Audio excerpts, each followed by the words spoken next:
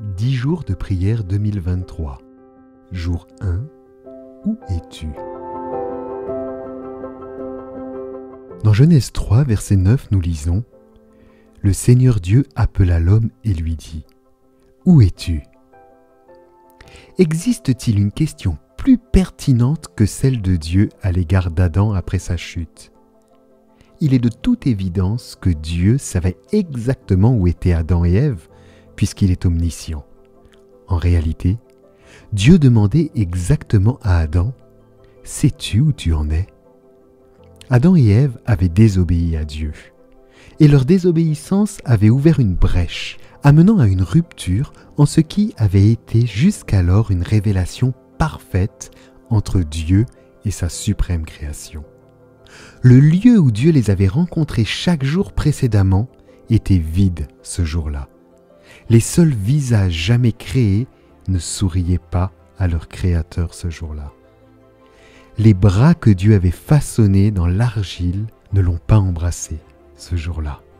Les cœurs dont les battements souvent synchronisés avec les siens étaient étrangement distants, presque silencieux ce jour-là. Ellen White déclare « Au couple même de l'Éden, Satan s'attache à insinuer qu'il y a des avantages à violer la loi de Dieu. N'entend-on pas aujourd'hui des raisonnements tout semblables ?» Et nous lisons cela dans Patriarches et Prophètes, page 32. Adam et Ève ont fait l'erreur d'écouter le diable et il les a convaincus que ce que Dieu leur offrait n'était pas suffisant, que la communion avec Dieu dans une relation étroite et confiante n'était pas suffisant. En un instant, l'atmosphère qui avait toujours été douce et uniforme paraît glaciale au couple désobéissant. Leur vêtement lumineux disparaît, n'osant se présenter dévêtus devant Dieu et devant les anges.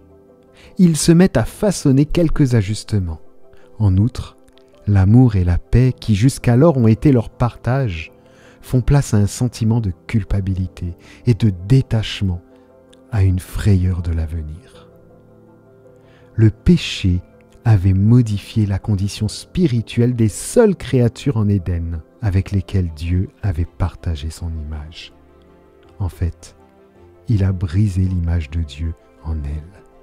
Depuis la relation brisée d'Adam et Ève avec Dieu, jusqu'à l'accroissement des liens rompus dont nous sommes témoins à travers le monde entier, rien n'est plus important que de retrouver la communion, l'harmonie avec Dieu.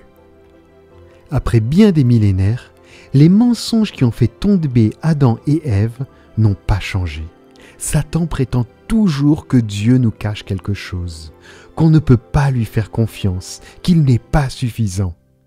Ce message est particulièrement séduisant à notre époque numérique, imprégnée par la technologie, où davantage de connexions promettent une sorte de nirvana spirituel, un état supérieur dans lequel nous contrôlons notre destin au lieu de nous incliner devant le Dieu qui nous a créés.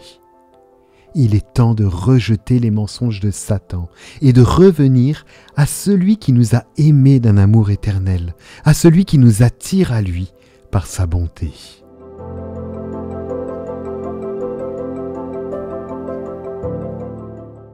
Prions ensemble avec la promesse biblique qui se trouve dans Jérémie 24, verset 7. « Je leur donnerai un cœur pour qu'ils sachent que je suis le Seigneur.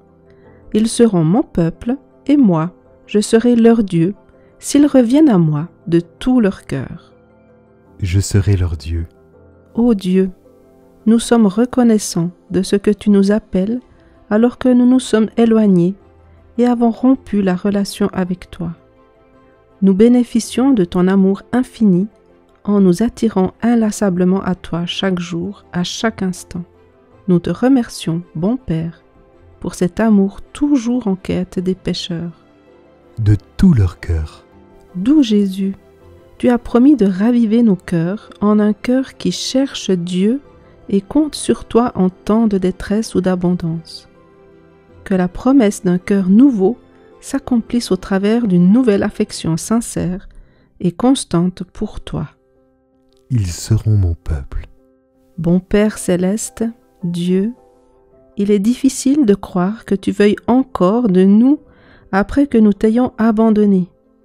Merci de nous couvrir de la vie parfaite de Jésus-Christ et de nous donner un nouveau nom. Amen. Voici les 6 thèmes de prière que nous reprenons chaque jour. Appuyez sur pause entre chacun d'eux et laissez Dieu vous inspirer les sujets qu'il veut vous mettre à cœur aujourd'hui.